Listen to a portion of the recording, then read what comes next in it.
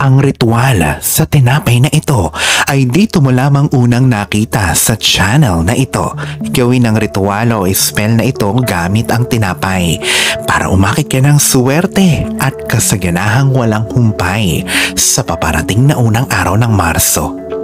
Kung ngayon ka pa lang sa channel na ito, huwag kalimutang i-like at i-share ang video na ito. Mag-subscribe ka na din at i-click ang notification bell para lagi kang updated sa mga bago pa nating videos patungkol sa mundo ng mahika.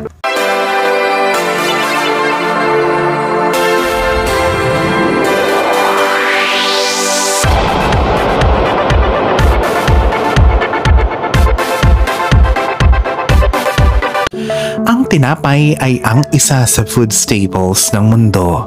Sa lahat ng bansa at kultura ay hindi nawawala ang tinapay. May mga bansa sa parte ng Middle East at Arab countries na hindi nawawala ang tinapay sa kanilang hapag.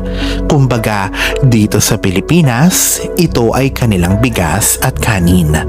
Ang tinapay ayon sa Biblia ay mula sa Panginoon. Ito ay tinatawag na mana na siyang nahuhulog mula sa kalangitan sa kalagitnaan ng disyerto sa loob ng halos 40 taon. Ito ang siyang bumuhay sa mga Israelita na siyang lumaya noon sa pang-aalipin ng mga taga-Ehipto. Isa lamang ito sa maraming paglalarawan ng tinapay sa Biblia na siyang parte na ng buhay ng tao sa loob ng libo-libong taon. Sa video na ito, Kalaurel, aking ituturo naman sa iyo ang ritual sa tinapay na ngayon mo palang makikita. Ito ay simple at epektibo.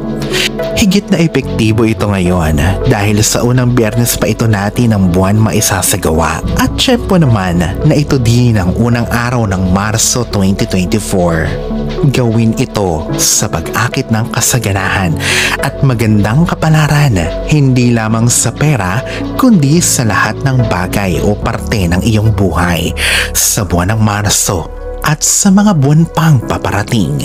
Gawin ito mula alas 5 hanggang alas 9 ng umaga sa Marso 1, 2024. Kailangan mo lamang ng mga sumusunod.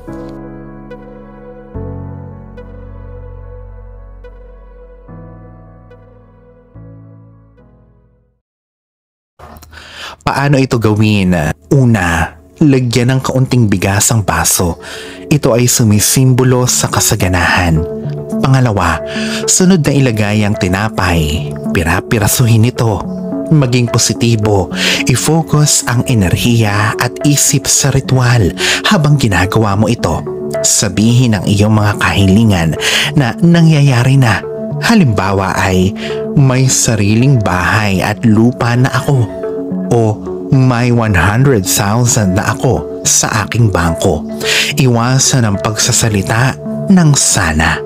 Pangatlo, sunod na ilagay ang cinnamon powder. Ang cinnamon powder ay may bango na umaakit ng kasaganahan, hindi lang sa pera kundi sa marami pang bagay. Pang-apat, hawakan ng mangkok o mga baso kung saan nakalagay ang mga ito at saka manalangin ng taimtim sa pamamagitan ng isang personal na dasal mula sa puso. Panglima, maaari itong ilagay sa kusina, sa tabi ng main door o sa dining table sa loob ng 24 oras. Pang-anim, kinabukasan pagkatapos ng 24 oras ay ipatuka sa mga manok at ligaw na ibon ng tinapay at bigas para sa pagselyado ng kahilingan tungo sa pagkakatotoo o manifestasyon. Tapos na ang ritual. Good luck sa iyo, Kalaurel.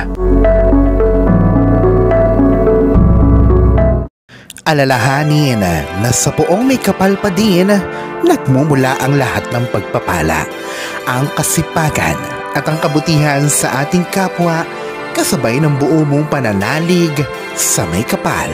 Ang siya pa rin na dapat ay manaig. Ang mga ito ay mga gabay lamang. This is Erfidel Rosario. Thank you for watching.